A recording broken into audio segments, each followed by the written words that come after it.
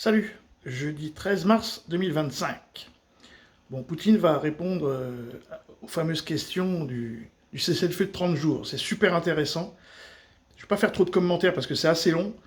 Je vais faire plusieurs vidéos sur le sujet parce que comme j'ai que 50 minutes, j'ai pas mal de temps d'enregistrement. C'est vraiment très intéressant ce qu'il raconte. Et en plus, ça permet de voir que quand on aime son pays, donc pour lui la Russie, et qu'on ne se drogue pas, ça donne des gens posés. Tout ce qu'il dit, c'est clair, c'est simple, c'est limpide. C'est assez long, mais...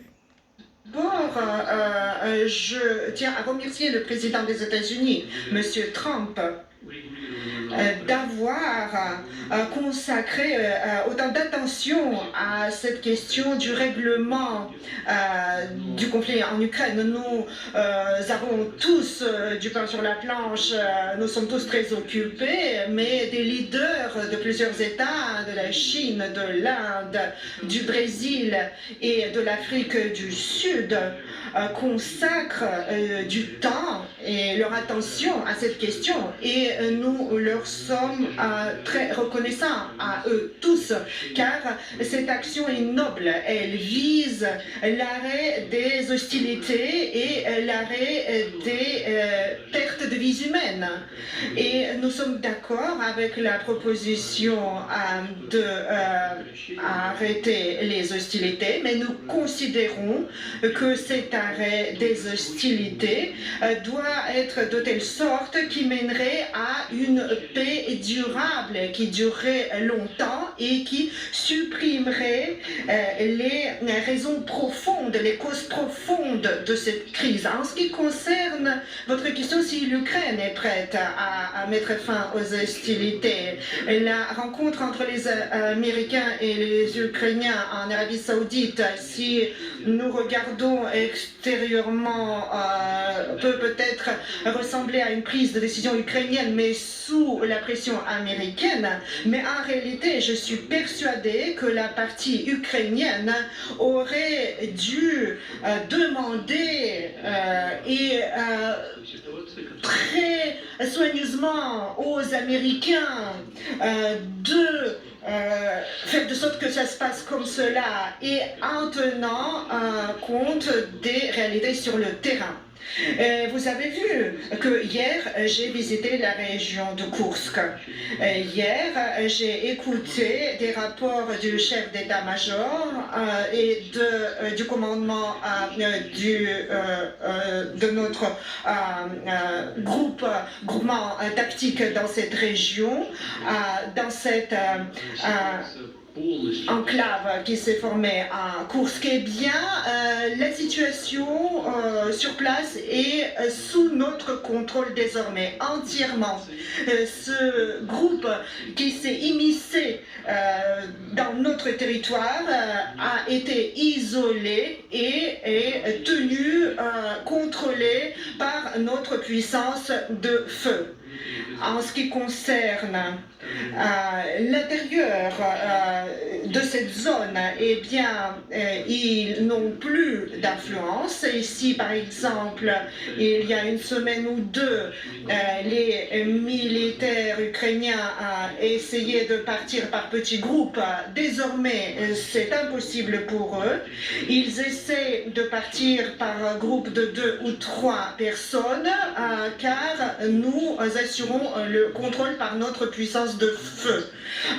Tout le matériel militaire, nous l'avons détruit. Il restera sur place. Il ne peut plus être évacué. Et si dans les jours à venir, le blocus physique se fait entièrement, personne ne pourra sortir. Ils pourront se faire porter prisonniers ou mourir. Ils n'auront que ces deux alternatives.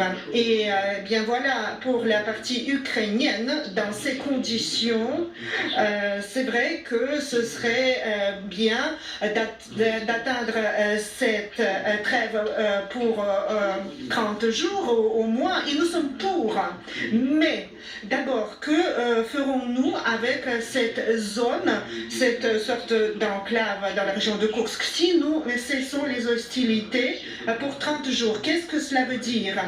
Que tous ceux qui se trouvent là-bas pourront sortir sans combattre? Est-ce que nous devons les laisser sortir maintenant après qu'ils aient commis ces crimes de masse contre les civils? Ou bien ce sont les autorités ukrainiennes qui leur ordonneront de remettre leurs armes et de se rendre prisonniers? Comment cela va se passer?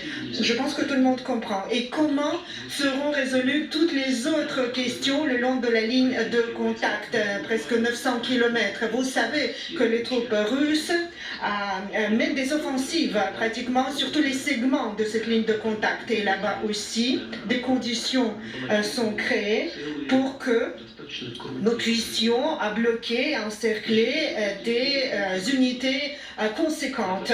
Donc ces 30 jours seront utilisés de quelle manière pour que en Ukraine, cette mobilisation contraignante se poursuive, pour que les livraisons d'armes se poursuivent en Ukraine, pour que leurs unités mobilisées suivent des formations, ou bien rien de cela ne sera poursuivi. Dans ce cas-là, la question se pose. Et les questions du contrôle et de la vérification, comment seront-elles traitées? Comment et comment les autres nous garantiront que rien de tel ne se produise dorénavant? Comment tout ceci pourra être contrôlé? Ce sont des questions de bon sens et ce sont des questions sérieuses. Vous le comprenez, qui donnera des ordres de mettre fin aux hostilités? Quel sera le prix de ces ordres? Vous pouvez imaginer, sur ces 2000 kilomètres, qui va pouvoir déterminer quand et comment et par qui les accords possibles de cessez-le-feu auraient été violés? Pratiquement 2000 km. Et qui remettra et rejettera la faute sur qui? Donc toutes ces questions nécessitent une approche soigneuse d'analyse des deux côtés. Donc l'idée en elle-même est bonne, correcte, nous la soutenons sans aucun doute. Mais il reste des questions en suspens que nous devons débattre, dont nous devons débattre, et je pense qu'avec nos collègues et nos partenaires américains, nous devons en parler peut-être à un coup de fil au président Trump pour parler de tout ceci avec lui, mais l'idée en elle-même de mettre fin à ce conflit par les moyens pacifiques, nous soutenons cette idée. Bon, je pense qu'il n'y a pas grand-chose à rajouter, hein, tout est dit, c'est limpide, c'est clair. Voilà. Salut les amis!